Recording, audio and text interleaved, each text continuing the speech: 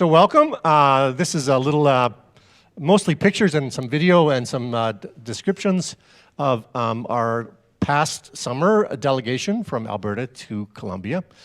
So some of you know that Alberta, before we were Synod, long before we were Synod, is one of the first places that actually sent Lutheran missionaries to South America, to El Salvador, and to Colombia. So we have a long history, a long relationship of almost 70 years or so with Colombia, and that exists today. They're our official global mission partner, and we, along with South Carolina and Southeast Minnesota, are the three North American partners with Colombia.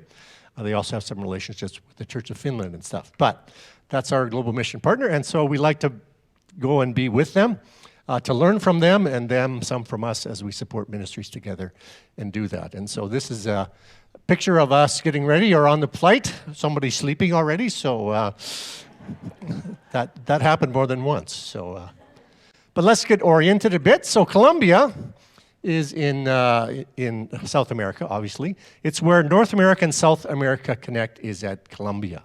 So, so Panama and Colombia connect.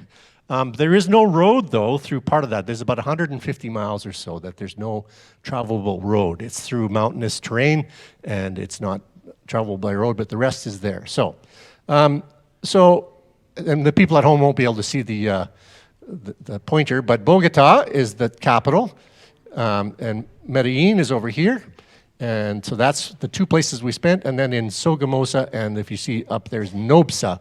So we have a school and a church in Sogamoso, and so we'll talk about that. We spent a lot of our time in Bogota, and this time we flew from Bogota to Medellin, which is only about 120 miles or so. But if you drive it, it takes a good 8 to 10 hours. If you fly it, it's like 45 minutes. So, so you spend longer in the airport and getting on and off the plane than you do actually in the air. But that's how it is. The last delegation we were on in 2018, we went from Bogota down to Villa Vilencio, and then along this road here to Yopal and Paz de Aporo, and then across over here, and then all the way up to Bucaramanga, and then back down this way. And so that was the trip last time. Spent much more time in churches last time than we did this time. But that gives you a little orientation in the country where we were. And then, oops, got too excited. Here's the city of Bogota. Colombia is unique amongst many countries in the world, and that their urban population is almost 90% of their population is urban. And that's due directly to all the guerrilla warfare that used to be, forced many people from the outlying areas into the urban areas. So Colombia is very much urban. So this is the capital city of Bogota, so that's there. The airport's over here. You'll see down here is Monserrate, so that's the cathedral at the top of the mountain. We'll see that. And this area down here is Soacha, and this area around here is where the senior center and where the Caracali is, and then a little bit over here is where True Vine is. So that's just a little bit of an orientation by the map where they are. So it runs basically north and south, and that's how it goes. So we met in Toronto because we came from different parts of the Synod, and we met in Toronto and got on the red-eye flight, and we did that. One of the traditions is that Bishop Larry has is that somebody always has a birthday every day. So on this trip it was Marcus. So we started off the trip by singing happy birthday to Marcus. So and that continued on. Then we arrived in Colombia, and this is a little show of what the traffic's like, and that's about 6 o'clock in the morning, the traffic on the left there. And also you'll see that this part here, Colombia doesn't yet have a subway, although they're putting one in, but they have high-speed buses that are, the accordion buses that are 2 long, and they actually have some that are 3 long. So a very developed transit system to get the millions of people that live there around. And this is the IELCO office. And on the top 2 floors of that is also living accommodations. That's where we stayed. So that's where we were. There's Bishop Atta from Colombia and Bishop Larry, and you'll see some of the rest of the people. Clayton, why don't you just put on the picture for the people at home with just the slides. So I'll be a talking head for a while, but then they can see all the slides. There we go. All right. So After getting settled in and a bit of a nap, we got up and had lunch at this restaurant. The food there was great. I put on weight, and I haven't, unfortunately, lost that weight since the time, but so we went there, and then we ended up going to the LWF office, so that's the Lutheran World Federation office in Bogota. And we talked about some of the projects they have going on, and one of the big ones that they have going on is support for migrants. So in Canada, we often think of migrant support or migrants as only going north from Central America, South America into the US or Canada, but it actually goes both ways. It's north and south. And so a lot of the migrants there are coming from Venezuela, not all of them, and they're either coming to be in Colombia or going further on south. It's a treacherous road for them. They have almost nothing to go with them, especially for women. It's also hard. So LWF, with some other places, has provided way stations where they can get water, feminine products, advice on where's the next station is, food, and some of those sorts of support. So that's one of the programs that's been going on for about 5 or 6 years now in Colombia. So that's the LWF office. We were very awake for this meeting, as you can tell, because we were all jet lagged, but it was good anyways. Oh, you want to say something? I don't think I'm on. Am I live, Clayton? It was. You can leave it on, Clayton, because we're going to interrupt at times. Yeah, that's what I was going to say. It was, I remember some of that, but Ava was full on, head on the table asleep, and everybody took turns taking a nap. So yeah, the pictures of everybody doing this are missing. Yeah. I made it through pretty much all of it, I think, but it was close. And then, this is sort of in chronological order, is this, right? So some of us had clergy shirts made. I've seen Bishop Atta's clergy shirts, and I said, we got to get some. So last time we said that, but there wasn't enough time. So this time we ordered early. So the shirt I'm wearing now is actually one of the shirts that I had made there. And guess who of all the clergy on the trip took the longest to decide? No, not me. It was not the men. It was Pastor Ann, who took forever. So that's another whole story, but we won't go there anyways. So this is in the area around where the ELCO office is, and so they're trying to gentrify it. It'll be by one of the new subway stops, and so they're trying to make it look a lot nicer, and so they put out these planted pots and painted pots, and there's lots of artwork now going on in there. And of course we had coffee, so that was a necessary thing for most of us anyways. Or hot chocolate. Or hot chocolate. And then we journeyed to Caracali, which is in the south part of Colombia. And there's a ministry there, and we went to visit them. And so this is the area. You can see see that sort of pathway there? That's what people use to get to their houses, apartments, and businesses. This used to look the same way. Last time we were there, it looked that way, but they've actually made developments, so it looks better now. And if you look out, that's what the property around there looks. So this is a poor area, although this area has come up since last time I was there in 2018. It's better off now than it was then. On a poverty scale from 1 to 10, it's probably now a 2, where it was a 1 or below before. And that tree up there is a famous tree, but not for a good way. So it's actually the hanging tree, they call it, where many people have committed suicide, unfortunately, just due to the stresses of life. So this was an area that was populated often by immigrants or migrants or people that have been forced out of their homes in the jungle to come in. But there's an excellent program going there. On the main floor is sort of where there are churches, and then upstairs is program space. They've done lots of stuff like teaching basic electrical wiring, for example, or solar panels for people to give jobs. They did artwork, crafts, that sort of stuff. They've had some very helpful youth programs. And Ava's going to talk about that. Stand up. Stand up over here. Why do I have to stand up? I'll do the next picture. Okay. I'll do this one there. You can talk about that. Yeah. When we were here, I got to talk to a couple Colombian girls who were around my age, and here I got to talk to a couple of Colombian girls around my age. It was Pilar and Veronica. It was very interesting, to just hear from them the differences in life and their society. It was neat how much the program taught them, because they aren't really educated on their own rights, if that makes sense. I know, like, one thing they told me is that if you don't know your own rights, then you can't defend them. So this program meant so much to them because it taught them, like, what they were able to stand up for just as themselves and as women. So, yeah. Thank you. So it was a program to teach them about self-esteem, about women, that they are valuable in and of themselves. There was a while that they actually had a radio program they would run. And one of the great hallmarks of this radio program that they were so pleased about was that by the end of the program, none of the girls were pregnant. Because often around that area, that starts at 14 and they have a baby because that's the way they find their worth in the world. And so that's changing. And so this has been a very successful program about that. The girl you see me hugging, I was there last time. She's a wonderful woman, young woman. Danny is her name, yep. And so she's been a part of this program and been one of their leaders. She's now been to a couple LWF world events as a representative from Colombia. She was given a scholarship from another Colombian aid organization that we'll talk about later on. And she could have done anything she wanted, but she chose to do early childhood education so she could come back to her community to help people in her community. So I have a lot of respect for her. This is her mom, who was also there last time and has benefited from the program as well. So she gave me a big hug when I showed her a picture of the time we were there last time, and she was very happy that we were doing that. So this is a very important ministry out in the poorer area of Bogota.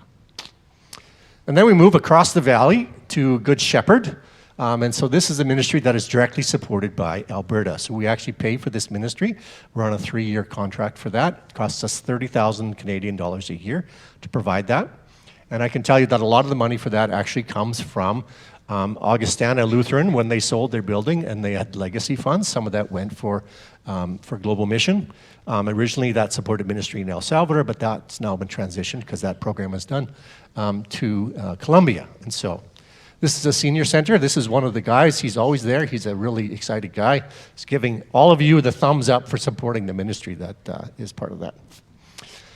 We had a communion service with them, and then we had a meal together, which we provided or we paid for. So it was a better meal than they might normally get. But their program is a day program.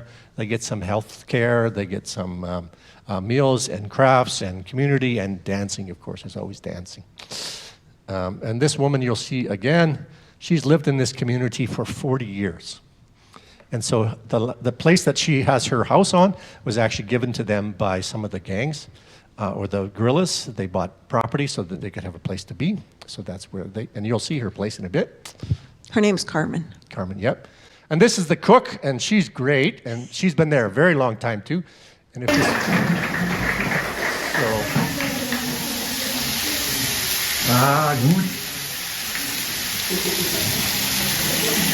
So it was, we had big, flank steak, I think they would call it.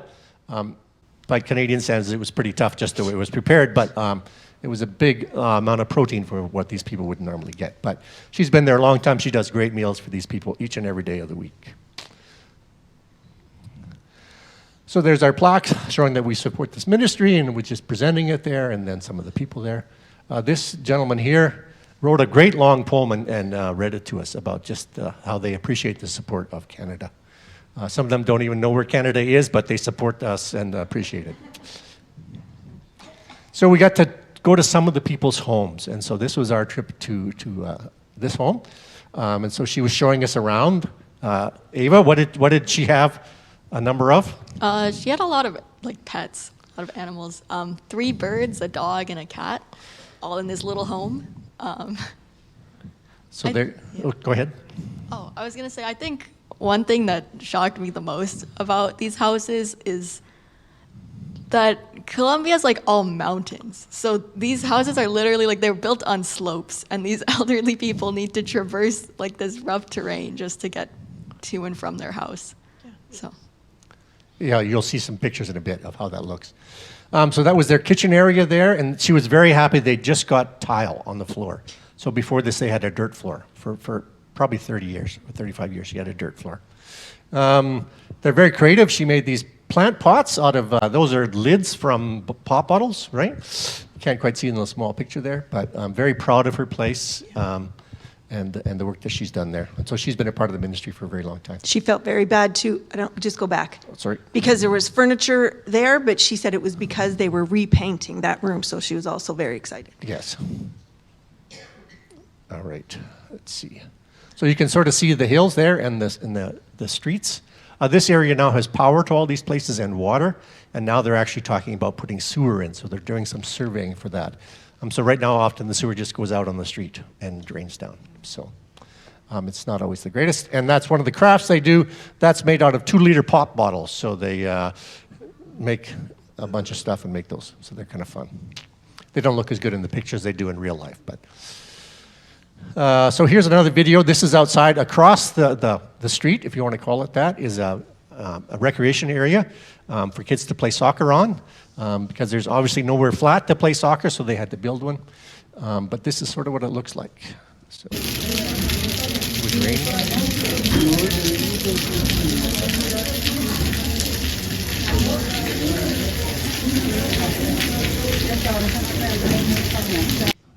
So you can imagine people with canes, your age, like people in this room's age, right? Walking up and down those hills every day, and to get food and all that sort of stuff. So And our bus even couldn't come close. We walked down a very, very steep hill and then turned the corner because the bus couldn't make it down. Yep. Or if it made it down, it wouldn't make it back wouldn't up. make it So that was the deal. So then we're back home, and now we're on the way to Sogamoso. So we stopped for breakfast at this roadside place. It's a park and a campground and various things like that.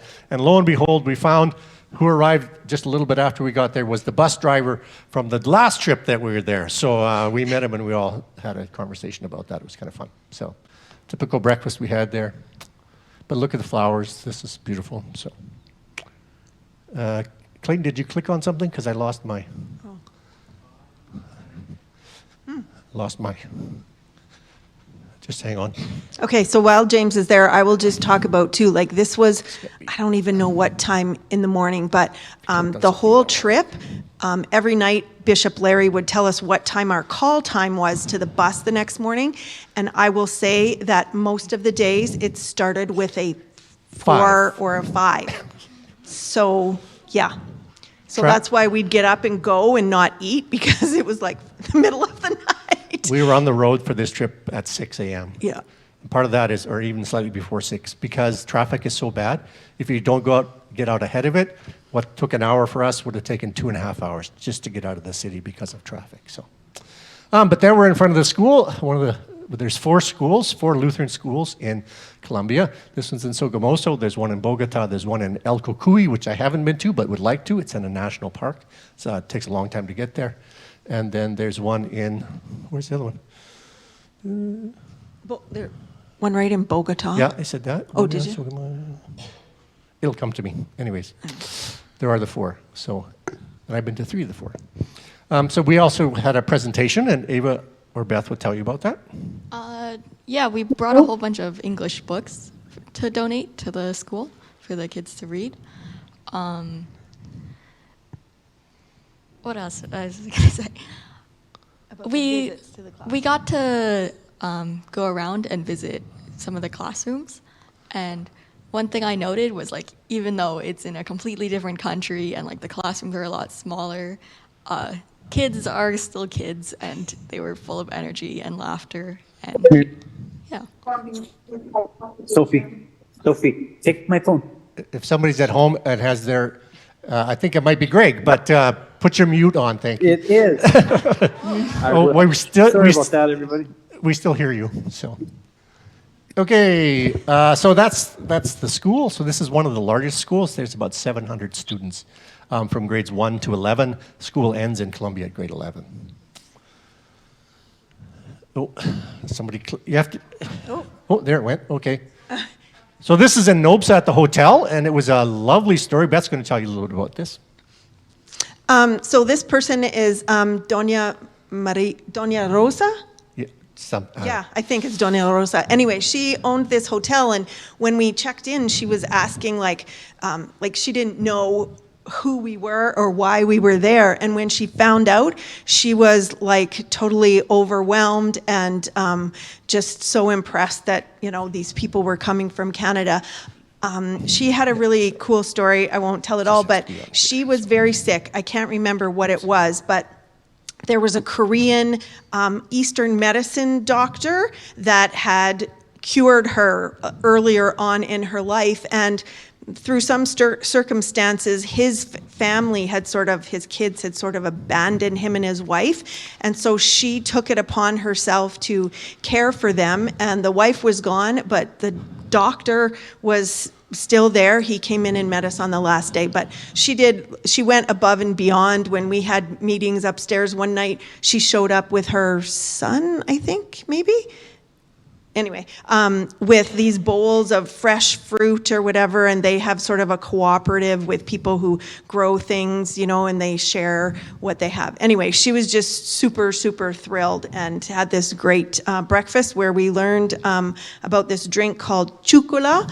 I brought a bag just so you could look at it if you wanted, but it has like quinoa and lentils and peas and all these grains and cocoa, so it kind of tastes like hot chocolate, and she made these beautiful tamales. Like, I'm sure she spent hours and hours on the breakfast for us that day. Anyway, but she was very thrilled that she could host us. Yeah.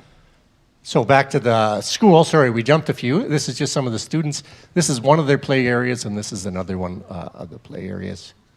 And this is Nopsa. So it's an artisan town. A lot of crafts come from there.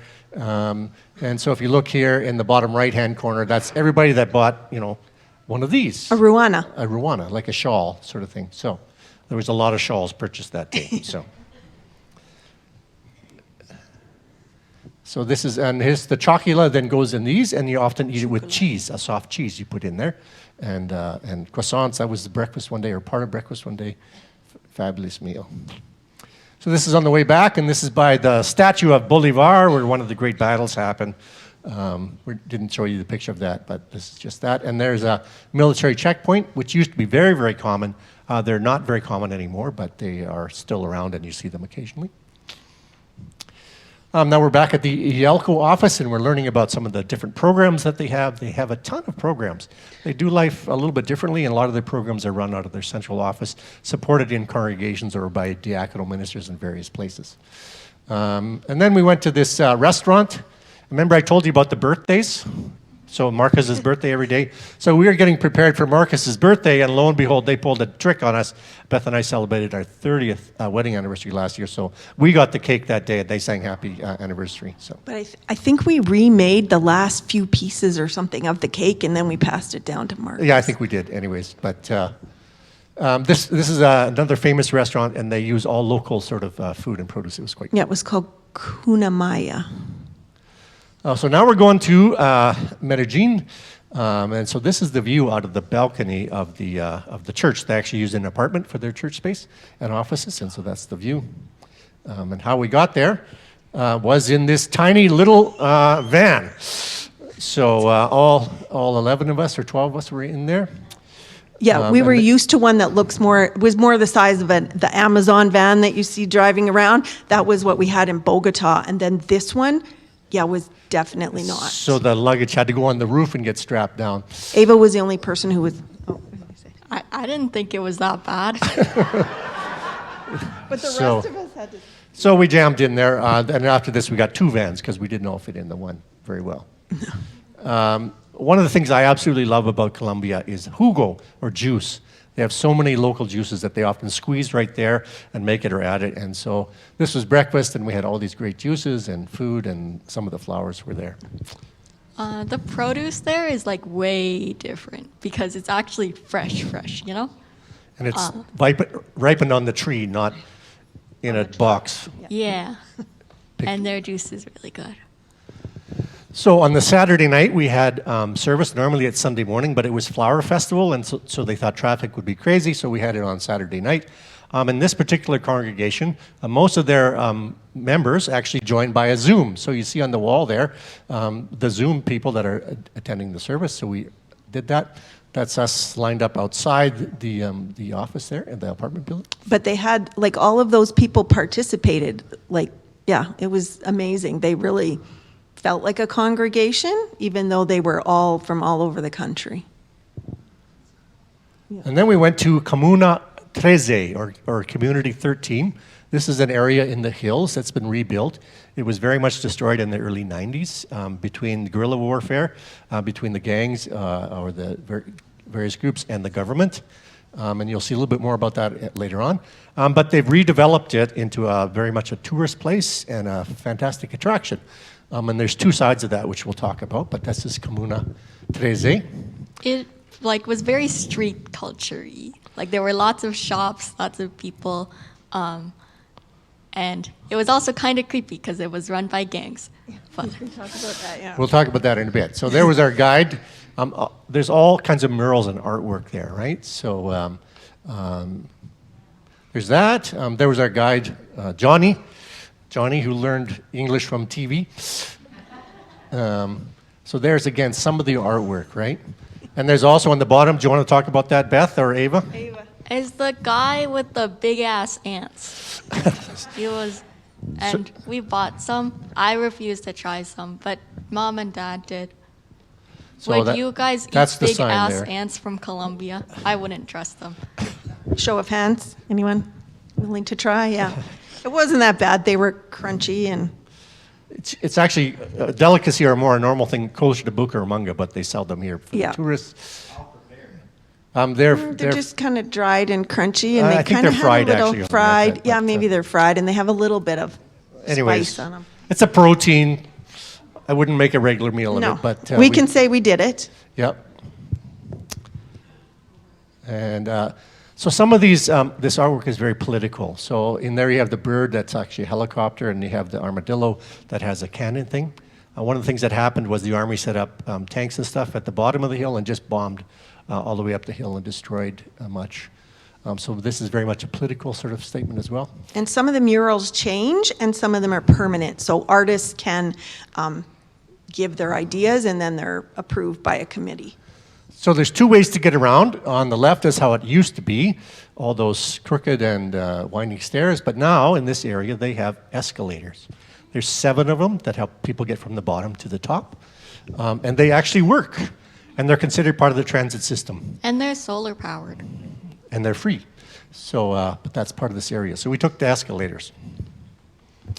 And this was a newer thing for me, Afro-Colombian work. So I heard much more about Afro-Colombian. So they're starting to assert themselves as distinct culture within Colombian culture.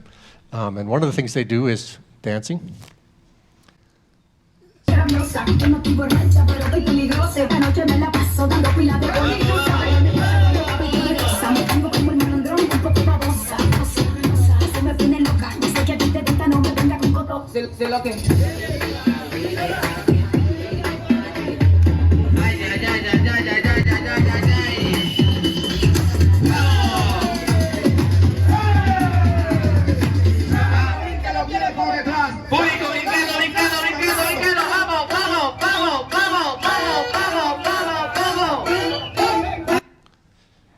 Okay, now you've seen it. Now let's do it.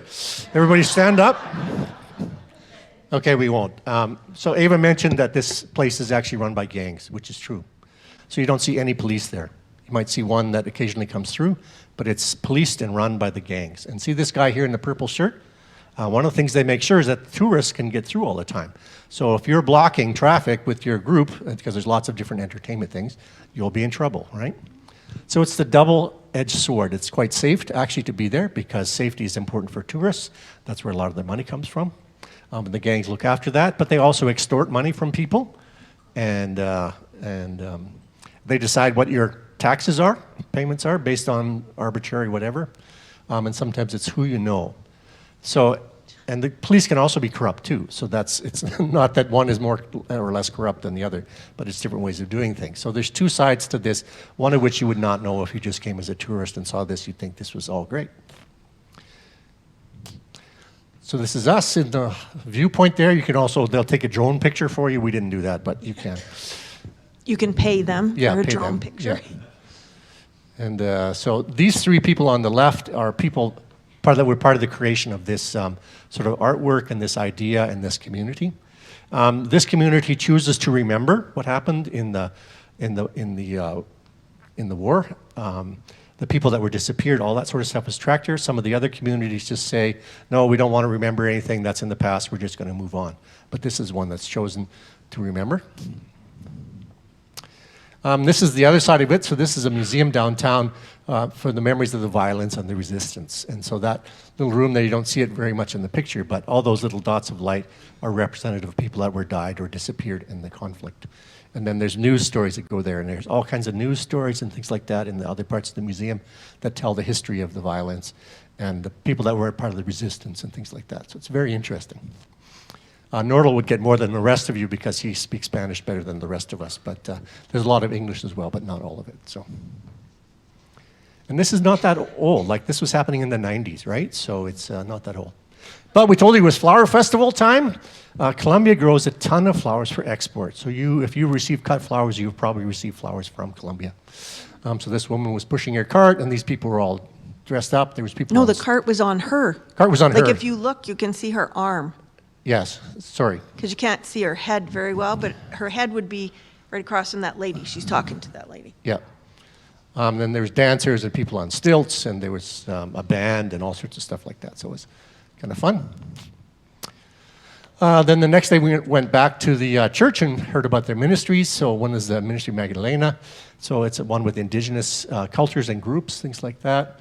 On the wall here, you'll see some pictures of artwork. So this person here, same as this person here, was a student and doing sort of therapeutic art with people, or using art as a way to get to some of their life challenges, talk about that. So there's quite a number of projects that happened here. And so there's Melissa and Jorge, or George. They're two of the people that work out of that office there. Melissa is, we hope, planning to come to Canada to study theology. She was originally thinking about being a pastor, but now she's thinking about diaconal ministry. So we hope that she'll end up in Edmonton and maybe do some stuff with us here at Hosanna. Then we went up to one of the tops of the mountains, and there's an old village up there. It's sort of a tourist place. There we saw the police decked out with flowers on their bikes. I don't think you'd see that in Canada so much.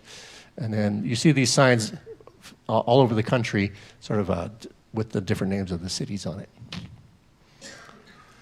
And then on the way from the airport's outside the city. It's on the other side of the mountain range. So when we came in, we took the tunnel through, and when we went back, we took the overland route.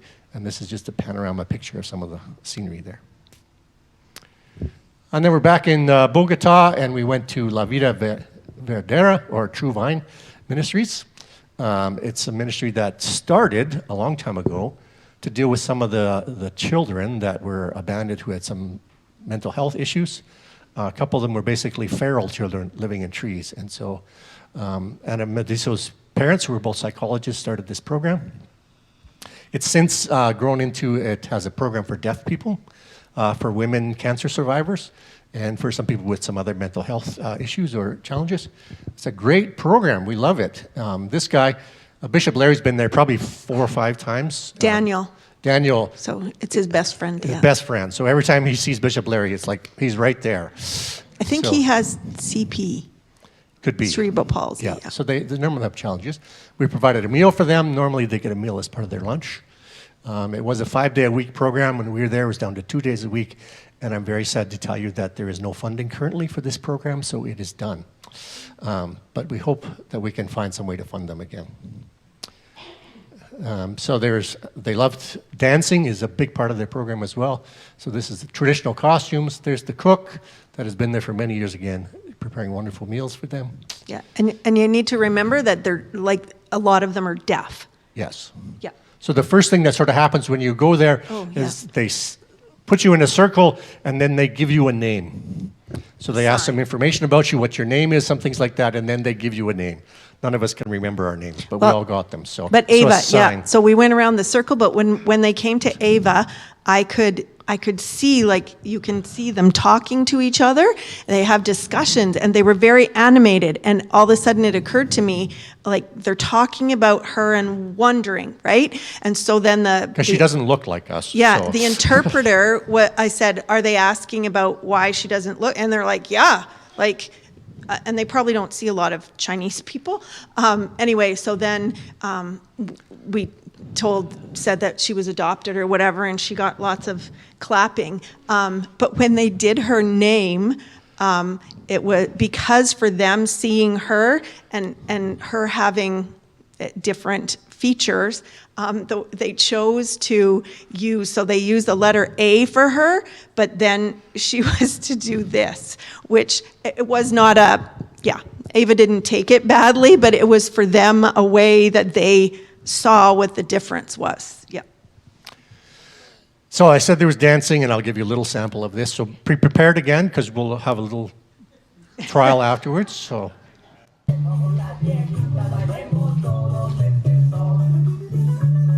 So maybe while they're dancing, I talk about Luis so we can, because Yeah, we're running out of Luis time. So Luis is wearing the Ruana back there. Luis has Down syndrome, but Luis loves music, so he is a hearing person. But he makes his own videos and records his own music, and he loves to talk. So he was giving his speech, and he was talking about his hopes and dreams for his life, and one of his hopes and dreams is that he can find love and that he can get married. And then he told us we would all be invited to come to his wedding, but that we were required to bring really nice gifts. So, yeah, he was just, and we also heard from two people's parents, Luis's dad, and the other person I can't remember, I think she's in the front there, her mom, but her mom was just all the time saying, you're so wonderful for taking Ava in, and she was like, yeah. So sorry, it was a little bit chattery there. You couldn't see the full dancing, but just to see the joy on their face, they love this, right? So they do some traditional dance and some different sort of things. Yeah, they were very happy to Yeah. dance for us. And with us. So they also learn skills and trades, and so they have crafts. So last time we were there, the crafts weren't that good. I got to tell you that. So we bought some just because it was what we needed to do. So we told people, don't worry, don't take big money because it's lots of small things. Well, they got better, let me tell you. So I think we spent $230,000. So probably a couple $100 anyways. So Yeah, so what happened was everybody wanted stuff. So literally it was like downstairs and we were like, oh, those are really nice. And then people were like, well, do you want those? Because there's only 4. So then we were like, well, I'll take one of those and you'll take one. It was crazy because it was so beautiful. Like they made beautiful jewelry and leather works and earrings and knitting and pet clothes. And yeah, so everybody had to write out, they took it down in a book because Caitlin, who is an intern from the US, travels around to these places. So they wrote down carefully what everybody owed. And then when we went back to Bogota, we all got cash. We gave the cash to Caitlin and Caitlin took the cash. So they were like, we trust you. So it goes to support the people that are making it, sort of thing, right? So it's really is a wonderful program.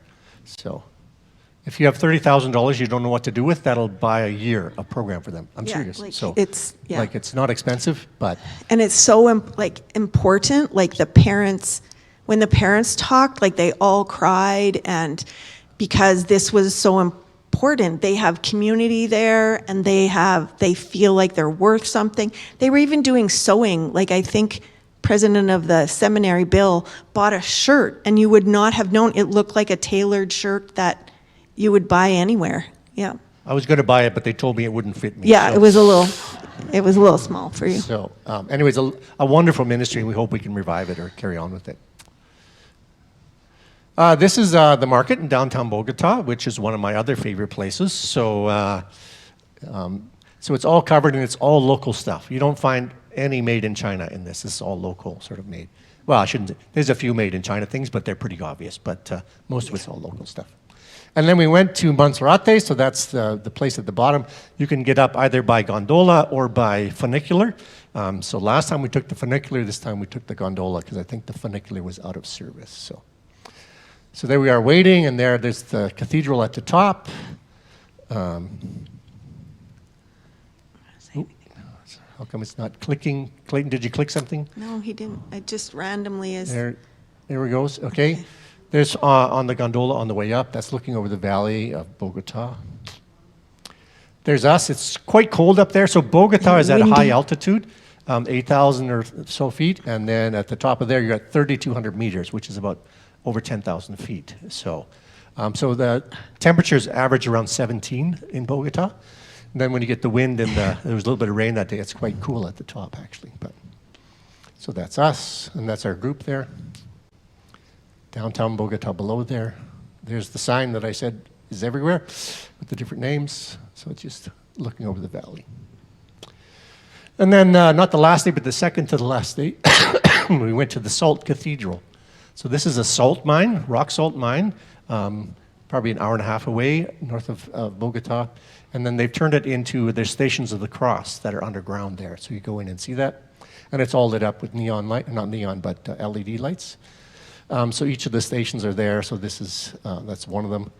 That cross there doesn't show so well in this picture, but it looks like it's freestanding, right? But it's actually cut into the rock, just the way the lights go, it stands free. Nordal, have you seen it? Was it there when you were there? Nordal.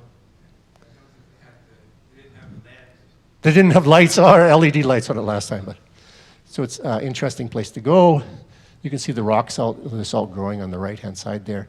That's that cross I was telling you about that looks like it's freestanding in the background there. And then there's stairs. But there's apparently also a train you can take to get out, but we didn't do that. So.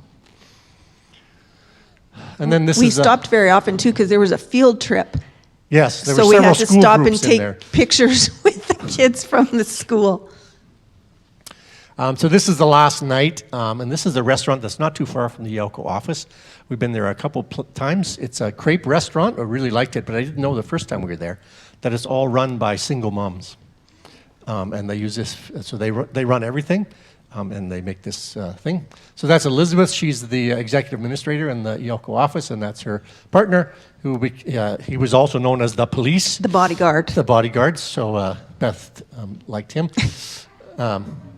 Not in a bad way, in a good way. No, it was just they were friends. We had stood in the gondola line together, and so I had heard some of his life story, and so. Yeah. So Yelko was always concerned when we have delegations that we're always safe, right? And so they always send at least one or two people with us to make sure that things are okay.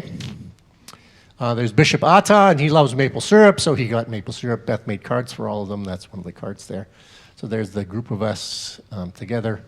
And then there's us at the airport coming home. So that's a very brief trip and tour through Colombia. So is there any questions now or thoughts? Other than how that dance steps go, because that'll be Clayton has a question. Clayton, do you want to put when you're done, put the picture up of us. So. I'll put you back on the screen? Yep. Full or with the slideshow or just you? Just us is fine, yep. Then we're not just talking slides. Or you ask the question and I'll do it. How about that? What type of sign language did they speak? Was it American Sign Language, BSL, or was it their own thing? I think it was a combination. I think I asked that question, but there's just so many details about the trip. Yeah, I think it was their own, or I think there might be a Spanish one that they did. Oh yeah, sorry, because then you're nobody. The other thing I wanted to say about just the whole experience, and if I cry, that's just because, but especially at the senior center, and especially at True Vine, or everywhere, the people in Colombia were so, how do I describe it? I don't want to offend anyone that I know here, but they were so genuine and so, I don't know, authentic. It was like authentic. And because you were just this person, they had no other context. So they didn't know what kind of a house I lived in. They didn't know what kind of cars we drove or what we had. There was just a connection to the person like that you are. And it was very moving to have people, they were so appreciative of being seen for who they were and their context. And to be on the receiving end of that too was very humbling as well, because as we know, we're very privileged. What did you want to say, Tim? I just wanted to add that the people here, they treated you like family, even though you'd never seen them before in your life. Like, I don't know. They acted like they've known you for years. And it felt that way too, the connection with each person. So it was, if you ever have the chance to do it, I would highly recommend it. It just gives you a different perspective. So some of you have been to El Salvador. Who's been to El Salvador? I know. So a number of you. So there's some similarities, but there's some differences. So some of the things look the same, and some of them are quite different. So it's an experience. But the same thing happens in all the places I've been in Central and South America and Latin America. Is the one request people have of you is to remember them. And they are generally grateful that someone from North America, from Canada, from far away, will come and have interest in them, right? Because often I think their society is not interested in them, especially the people who are poor.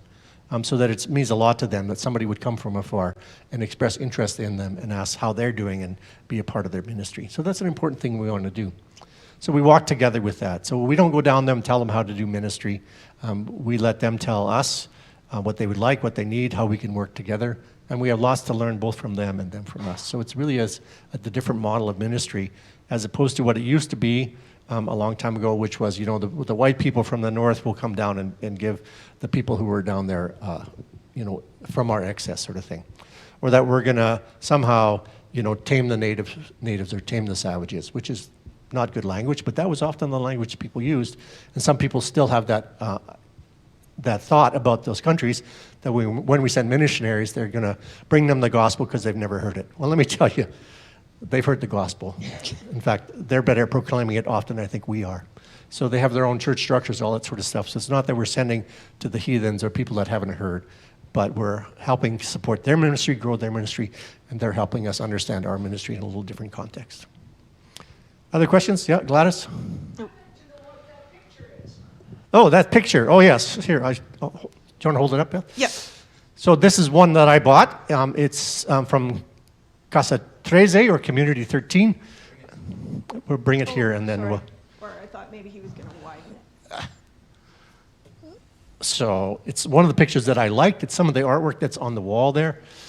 It looks better under black light, so you have to imagine that, but it glows a little bit in the dark. But it's some of the graffiti artwork that's part of that community, right? So you can come have a close look at it if you'd like. So, and Beth and Ava brought a couple of their bags they bought that were part of the market stuff. And Ava has the running shoes that Ava's wearing are from that last market. That's where we did most of our So this our is shopping. some of their leather works. So yeah, so Ava has shoes. This is artwork by a indigenous tribe called the Kuna.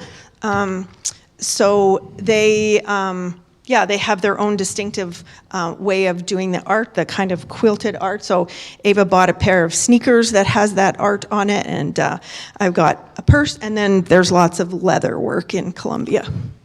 So if you're on the I need plains, that. there's lots of cows there. So and lots of beef. Beef is a very big part of their meal, their protein. So there's lots of cows there. Anyways, other questions? Marcus?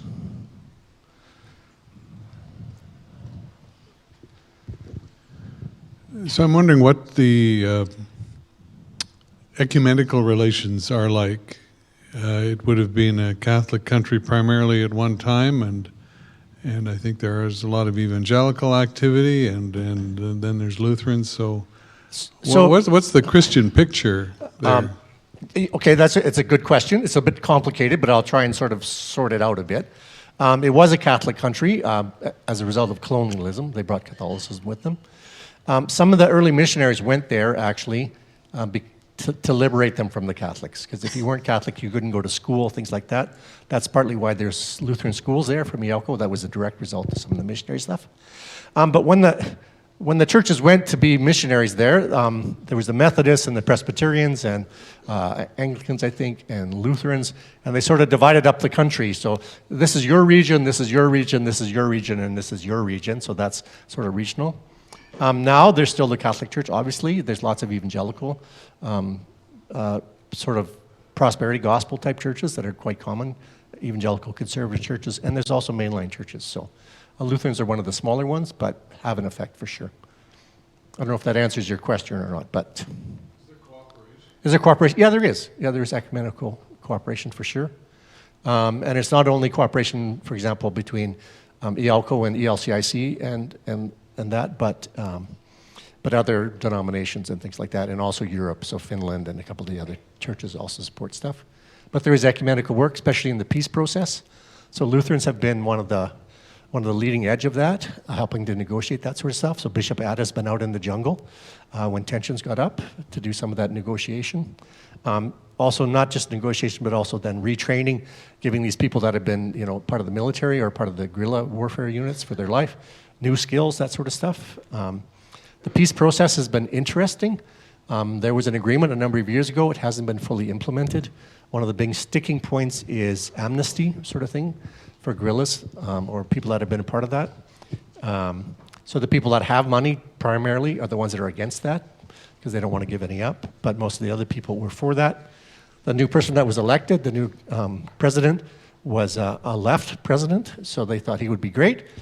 He hasn't been able to move as fast as people would like, so there's some dissatisfaction with that. But on the whole, the country is much more stable and much more safe than it has been for a very long time.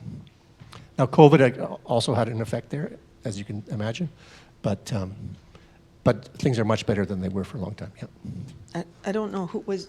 Chris who had else? one question. Oh, I think then one more if there's any more, and then that'll be it. Just one little quick one. With all your early call times and everything, it's like, what would be the big meal of the day? Or like with the proteins, and if it wasn't the big ants? Or what meal would they consider too as their big meal of the day? I think supper, but I'm not sure about that. That maybe Well, I would say we ate the most, but maybe it was just because of the trip. was partly we the ate, scheduling, We yeah. ate a big lunch because often at night when we got home later too, and then nobody wanted to eat a big meal, so we'd send Elizabeth out for just empanadas or something. So mostly we had a good breakfast, and then we had a bigger lunch, sometimes bigger than we could eat, because I think they thought North Americans ate a lot. We got hamburgers one day with a 4 patty, like it was, Ava felt so bad. She was like, I don't even need this. I could have eaten with you. And we were like, well, you can't force it down. You're going to make yourself sick. But she was like, but I don't want to waste food. They're a hospitality culture, Yes, and they want to and make sure yeah. you're going to be full. So they will, and they often ordered, for us, or didn't always tell the whole menu items. Yeah. So that's why I gained weight, because you can imagine. So so we ate big meals often as part of that. So. But when you're saying about waking up, I do have to credit Ava, because if you know teenagers at all, that is not an easy thing. And she never had to be asked to get up more than twice, reminded twice, and she was often the first person on the bus. So, yeah, she did an awesome job as a teenager. All right. Any questions online? Seeing nobody raising their hand. Carl. Hi, I have nothing to add. I was going to have a question, but you've already answered it. It's like, why would we go all the way to Colombia to provide these kinds of supports? You've answered that question. It is the contacts. It is both an advantage to us and to as much as it is, or more than it is to them. And I want to thank the three of you, Ava and Beth and Pastor James, for adding to the benefit to us, because when they take these trips, and when several of you have taken trips to other places where supports are given, you come back and you show us what the meaning of the contact is around the world. Thank you very much. We appreciate it. Thank you. Thank you, and thank you those that are online. So Go in peace to love and serve the Lord.